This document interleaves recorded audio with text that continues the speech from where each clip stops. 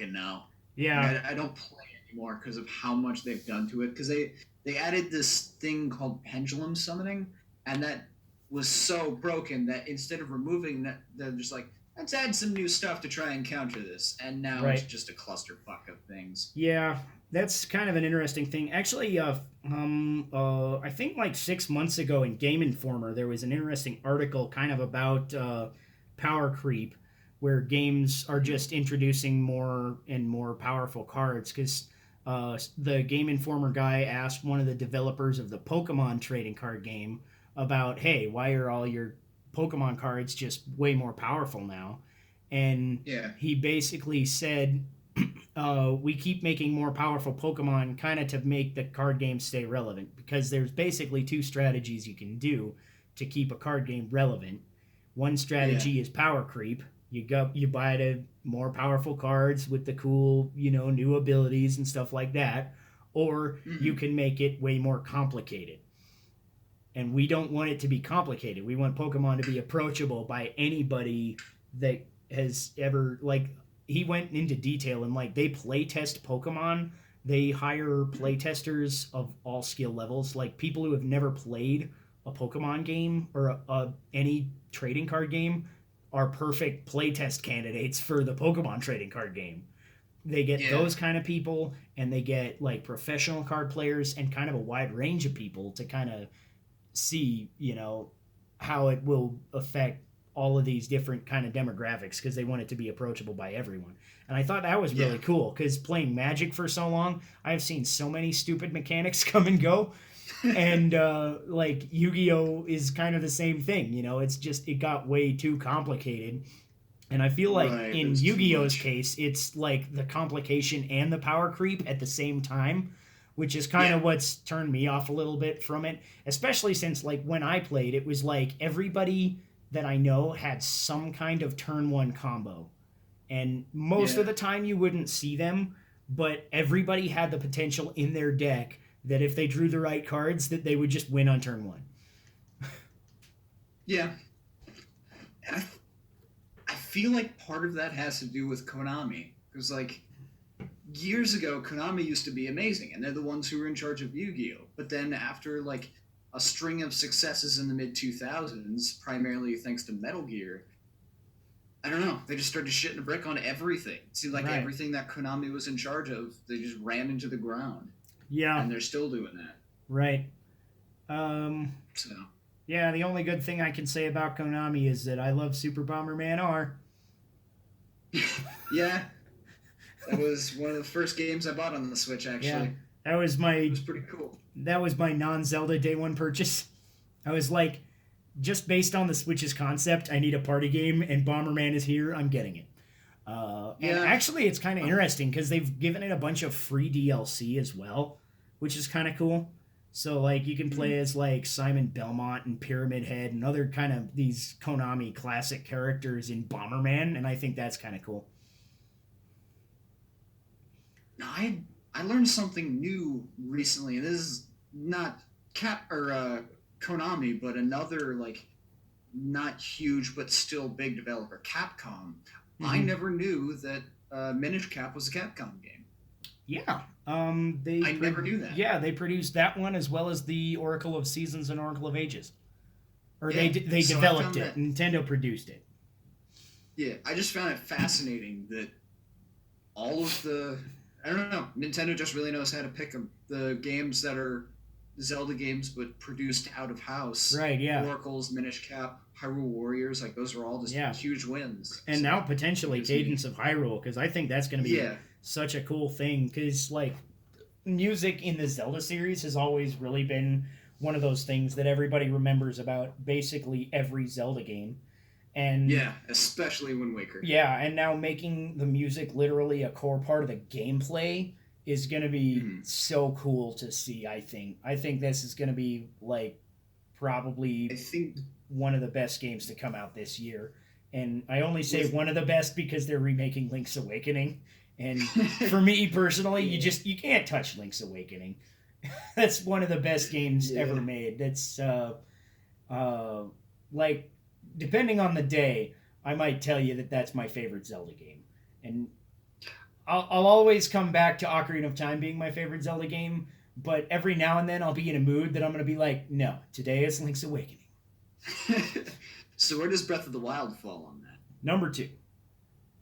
That's fair. I just recently came to a revelation. I was just like, I think I was talking to my dad. I'm like, you know what? I think Breath of the Wild is my favorite. And he's like, Zelda games? I'm like, no, I think it's my favorite game. Because I had just finished my gameplay and I sat down and I realized like I just dropped 125 hours in a solid week. Like every time I got home, I'm like, I should do something productive. No, I want to play Zelda. Yeah. Like it was just always, I want to play Breath of the Wild. Yeah. I love that game so much. And I still like, I see things and I see pictures and art and I reminisce. I'm like, fuck, I love this game so much. Yeah. Like, yeah. really It was knocked a it out of the really park hard for me. call for me because, like, after a certain amount of playing Breath of the Wild, I really had this kind of feeling that I was like, hold on a second. Is this better than Ocarina of Time? And I stopped playing Breath of the Wild for about like 5 minutes just to contemplate that. Like, I was in the middle of playing and I was like, I can't play this for a minute because I just had the darkest thought I've ever had in my life. Yeah. I was like, I didn't think Ocarina of Time was touchable. And now I'm like questioning that. And I was like, for a while, I was like, okay, maybe this is my favorite game. And then I went and played Ocarina of Time 3D again. And I was like, no, this is my favorite game. And then I played Breath of the Wild through again on Master Mode. And I'm like, no, this is my favorite game. This is my favorite. Right? And then what actually finally solidified it was, oddly enough, I started playing Octopath Traveler. And that became your favorite. I heard about that. Yeah, after about 60 hours, I thought, wait a minute, is this better than Ocarina of Time? And after a few minutes of deliberation, I thought, no, this isn't better than Ocarina of Time, but it is better than Breath of the Wild. Which, like, right then and there, I was like, okay, now I understand how my top three games work. I feel a little at peace, but also, how the hell did two of my favorite three games come out, you know, in the same system. Console generation after like number one has been long standing for like 20 years now. Right. I'm like, what are the chances of that? Octopath, I'm not sure I'm entire. And I think part of it is because I haven't had a chance to play enough of it because a bunch of games came out like right after Octopath did.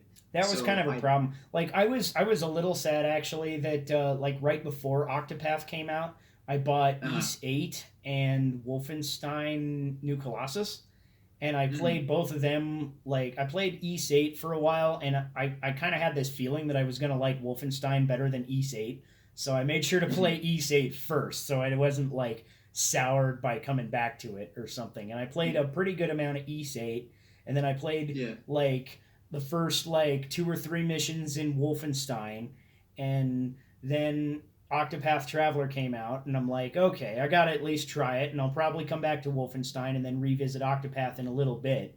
And I haven't touched Wolfenstein since the day Octopath came out. Yeah. I was like, I feel so cheated that so many great games. And like also in the same launch month, I think Captain Toad came out and a few other things too. So you're right. Like that was just such a loaded like June and July last year.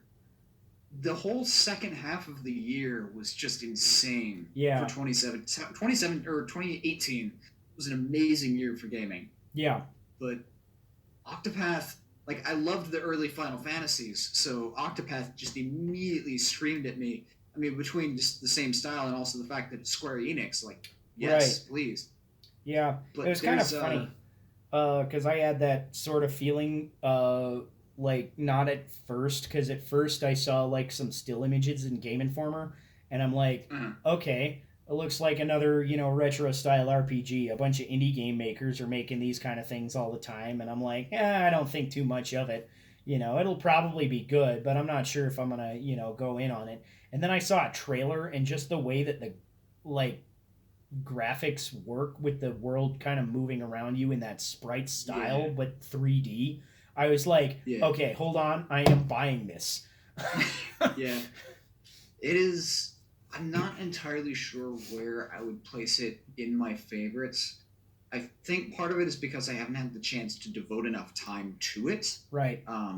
It's at the very least my second favorite RPG. But there Okay. was a game on the Dreamcast called Evolution, Okay. and a sequel, Evolution 2. I Huh. don't remember the full titles, but they got an HD port to the GameCube for the two of them together called Evolution Worlds. Okay. And that game stands as one of my most played games. And I actually did like a ranking list of my all-time favorite games by top 10. And I Okay. think that one falls at number 3 or 4. Like it's in the top 5. I Right. adore the shit out of it. And it's a Ubisoft game. Huh. It's not even Square. Huh. That's kind of But interesting. I love it so much. Yeah. But Octopath, Octopath is the same reason that I haven't played Witcher, because I know once I actually sit down and I find my love for the games, they're going to get the Breath of the Wild treatment. I'm going to spend Yeah. hundreds of hours playing them and Right. not see civilization. Yeah, because I didn't think I was going to fall in love that hard with Octopath Traveler, and then that's exactly what happened.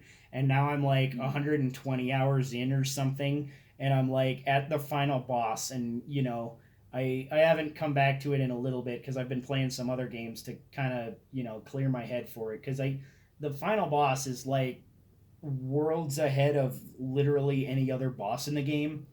It's Yeah. it's fucking intense. Uh, S- so So, go ahead. yeah, go ahead. Well, am I going to go ahead or are you going to go ahead? I'll go ahead. So my question, and I was actually thinking about this on, I think it was the 6th episode of your podcast. You guys were talking about Final Fantasy.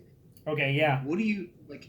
How do you guys feel in terms of like grinding and just how like sometimes it just required, like in this case, the final boss, like you obviously need to grind to get stronger. Yeah, that's a little bit like so far that's an interesting thing in Octopath specifically, because in Octopath I literally have not had to grind until this Mhm. point. Because like I thought a couple of times that maybe, oh, I'm not strong enough, I'm gonna go grind. And what I Mhm. ended up realizing is like kind of midway through the game, I'm like, wait a minute, I need to rethink a little bit of the way I'm playing the game and kind of understand the underlying systems more. Because really, Yeah. the mechanics that you need to understand to get past like the midway point of the game is the break mechanic and weaknesses and stuff like that, which seem like they Yeah. should be fairly simple, but like if you're not strictly paying attention to them, then some of the bosses will just roll all over you if you're not, Yeah. stunning them every few turns so that you have a chance to, heal up and recover a little bit and stuff like that.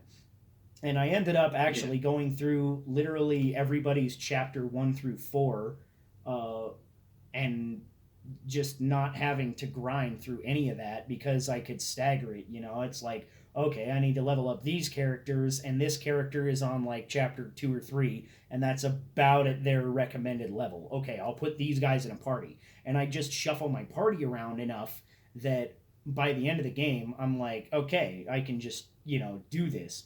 But then the final boss, you really need everybody to be like a really high level. I feel like, because all my characters are like around level 70, and I'm Uh, kind of getting my ass handed to me, and it's like fucking crazy because I've gone at him 3 times now, and only on the last time did I deal him any damage, uh, which is like I think I got like 2 hits on him, mhm. because he's got several mechanics at the start of the fight at least that he keeps summoning these different other monsters to just kind of Yeah. block for him, and while those monsters are alive, he's actually invincible.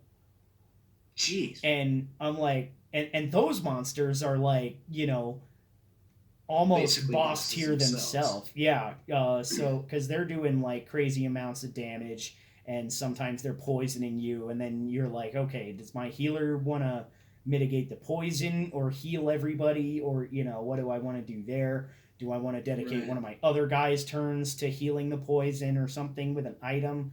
And it really has just kind of overwhelmed me at this point. So I need to just kind of take a step back, and eventually I'm going to come at it. I really want to beat this boss because so many people I've heard just saying, yeah, I got up to the final boss and I'm not going to do it. And I'm just like, no, Yeah. I need to finish this game.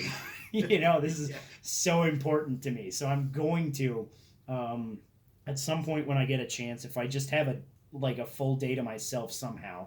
I don't know how that's going to Mm. happen because I work a full time job and I have kids, but Yeah. hopefully at some point I'll just have time to just sit down and like grind out all my guys to level 80 or something and then go. Yeah. Um, but getting back to the original question, grinding, I'm not a huge fan of. Like, Uh, I like games the best when you can kind of just get the experience needed for the game to be a good challenge by just kind of walking through and fighting whatever happens to be in your way. Like if it's yeah. I Some of think that Final is fun. Fantasy IV was pretty good at that, Yeah. where you didn't really need very much grinding. You just basically like walking from place to place, and if there is a random encounter, then you fight it. Then like Mm. 90% of the game is going to be okay. The only Yeah. really problematic area I had was there was like one hard boss in this tower, um, where there's three magus sisters that cast different. Like one of them casts reflect on the other, and then the other one casts fireball on her, and it shoots it at your party. Yeah. Um, and I felt like that was a really hard boss, and that was like the only time I ever had to grind though. So I Mm. like that kind of thing. Or like I just played through Xenoblade Chronicles 2 last year too, um, Uh. which I don't know where I found all the time for all these games because I have like 400-hour games from the last 2 years because I played Breath of the Wild for about 250 hours, about 120 hours in Xenoblade 2, 120 hours in Octopath Traveler, and I feel like there's one more, but I don't remember what it is. But it's in those in Xenoblade as well. It's like as long as you're just fighting what's in your way, you'll get the right amount of experience. If I have to just Mm. go back and mindlessly kill random mobs of enemies for experience, that's just kind of boring, tedious work to me. I'm like, I don't want to do this. Yeah. Maybe That's fair. occasionally, like if you get to a town and you're like, oh, here's like the greatest sword in the game, but I can't quite afford it. I'm gonna go out and kill like 6 monsters so I can. Okay, Uh. that works. But other than that, I'm like, I just don't want to do it. Especially like Yeah. just with the amount of time I have now as a full time worker and a full time dad. You know, Yeah. I don't have time for that shit.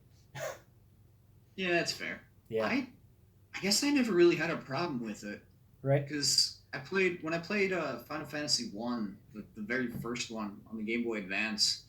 Um, but I and what I still do every time I come back to it, like I've never had a problem with like devoting the mechanics to muscle memory, and then I'll just go and I'll grind and I'll just listen and watch YouTube because I have got to hit a few times and then up to select a different item and change your attacks, and I don't know. I never really had an issue with it. Though Right. interestingly, you you've played the first Final Fantasy, right? I believe you mentioned Yes, that I on the have. I've podcast played before. actually both versions, or well, two of the versions. Because I The think NES. yeah, I played the original NES version, and I've played the Game Boy Advance remake. I haven't played the Yeah, PlayStation remake, but as far as I understand, it's the same as the Game Boy Advance one.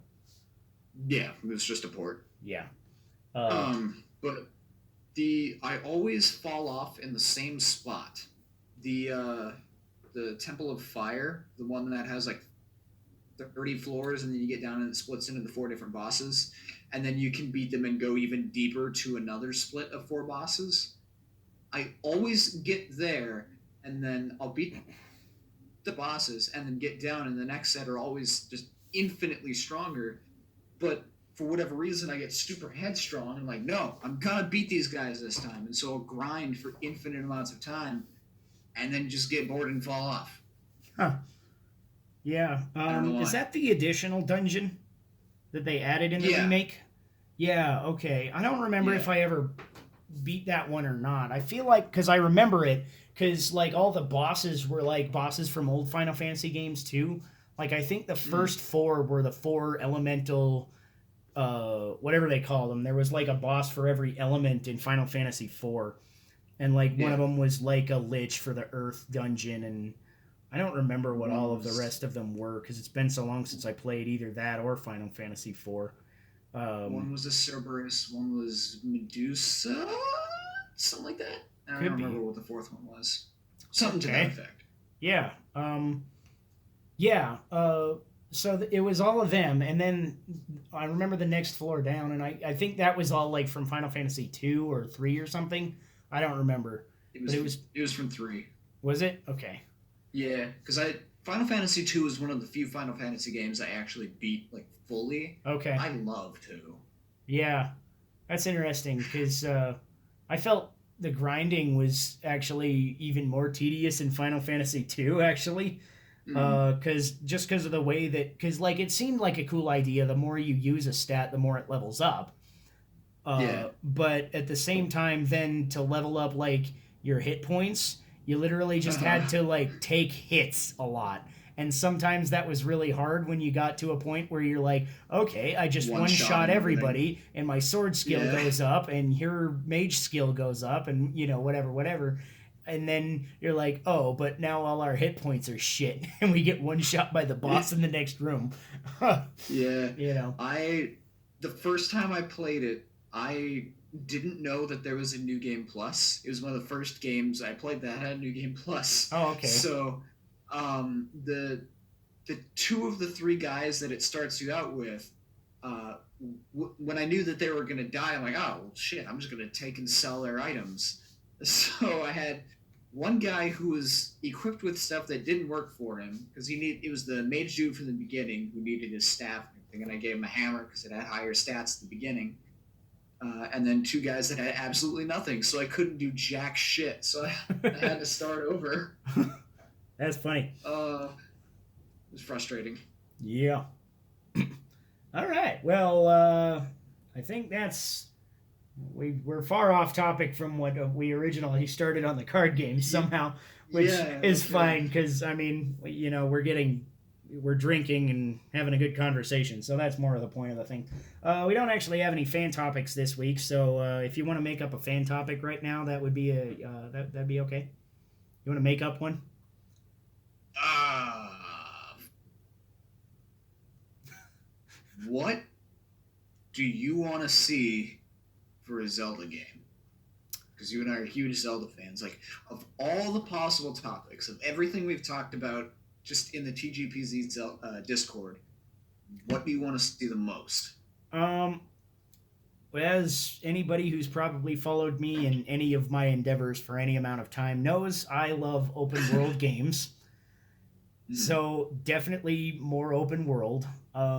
And what I really love uh, in Zelda, apart from the giant open world in like Breath of the Wild and like some of the other Zelda games, I really love giant dungeons. Like yes. so what I would like I not to say that there was anything objectively bad about the divine beasts and the shrines. I liked the way that they did that, but I think that they could build upon that by having They were like too some short. shrines and then also yeah, that was kind of my only problem with the divine beasts was they are all pretty short. Yeah. So and I kind of want to see the dungeons really integrated into the world a little more. And what I mean by that, a best example I can think of is Skull Woods from A Link to the Past, You where really love that dungeon. I do. That's like maybe my favorite Zelda dungeon. I don't know. I'd have to think about that for a while, but it's definitely up there on my favorite dungeons. And Yeah. the best thing about it is that like you're venturing through these catacombs underneath the world, and then you come up Mm, onto the overworld in the Lost Woods, and then you have to navigate through some maze in the Lost Woods to get to another different entrance to the dungeon. And I think if you did that in a giant open world 3D environment, that could be like uh-huh. 8,000 times better.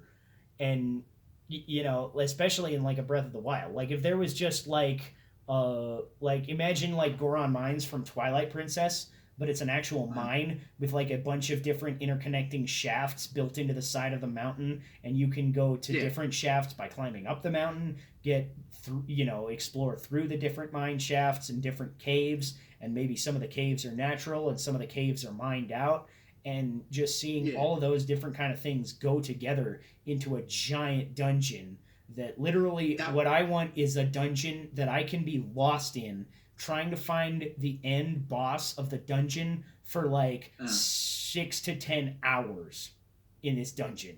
I want him that that was fucking huge. that was one of the cool things about in A Link Between Worlds, the Sand Temple, where Yeah, you had to like there were multiple parts in both worlds, and you had to go between the worlds to fully fulfill the dungeon. That was yeah, cool. that was really in Link to the Past and Link Between Worlds. Those mechanics were really cool. Just merging between the Dark World and the Light World, or Hyrule and Low Rule in Link Between Worlds, Yeah. were some of my favorite mechanics. Because you're going in the same place, kinda, but it's different enough that you can explore one place and then use the magic mirror to get to the other place, and then you can kind of cheese that to get up on top of cliffs and stuff. And I thought that was Mhm. really really cool world design, and it really kind Yeah. of went together with. That's one of the reasons I love the Oracle games so much too, is because they really Mhm. just had to design multiple worlds for the game to work, because basically it's the same world, but there's four different versions of it in Oracle of Seasons. There's the winter world, the fall world, summer world, and spring world. You know, and Yeah. every one of them has a slightly different puzzle, and you have to figure out how to traverse these overworlds as you're unlocking the different seasons on your rod. So I Yeah. thought it was absolutely incredible design. All Yeah. right. I would love. Oh, Sorry. yeah. Go ahead. No, I was just gonna say I would love to see just more expounding or like expanding on the story, the lore. Like I love the people of Breath of the Wild, so give me more of that. Yeah, actually, Breath of the Wild was one of the greatest ones for that too, because there was so much cool lore in the game in general, That's and why it was Ocarina was so presented in great. such a great way. Because like not all of the lore was directly in your path in Breath of the Wild, or all up in your face, like in some of these heavy story driven, like in Xenoblade Chronicles 2.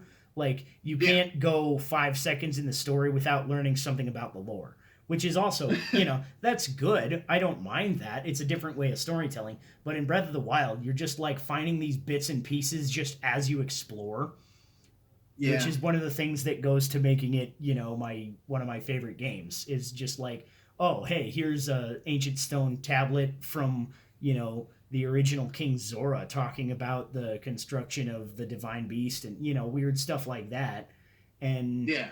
any number of things from that to the hidden memories and things. And then, well, all the best part was like the uh quest series with Cass. Did you ever finish that?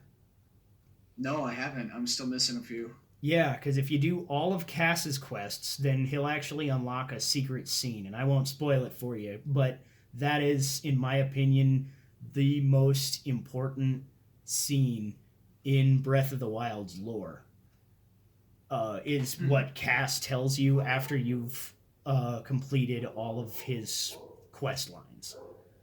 Um, I'll have to keep that in mind. Yeah, so it's really cool because I went back and I specifically went out of my way. Like I found Cass's journal somewhere in this like field of giant mushroom things that you could climb on top of. Uh, Yeah, I and found that. yeah, and like basically the journal tells you every location where Cass is gonna be. So you go to any of these locations and Cass is there and has a Hmm. shrine quest most of the time. So I'm like, okay. And I went through and I did all of those and found out, he's got that last scene that really has so much lore about, his master was a Hylian poet who worked very closely with the royal family. So he directly knew Zelda at the time of Uh-huh. the calamity. And just everything that he kind of says is like so intense about like it just sheds light on so much of what happened in the original story that Yeah. I think is missing if you don't do that. And it's like every bit of lore in Breath of the Wild is like that. It's like it could be missing and the game would still be amazing, but just the fact that it's there is makes it that much better. Makes it better. Yeah. Cool. All right. Well, I'm out of topics and almost out of beer. So I think that's going to do it for tonight. Thank you, listening people, for listening to the Drink to the Past podcast.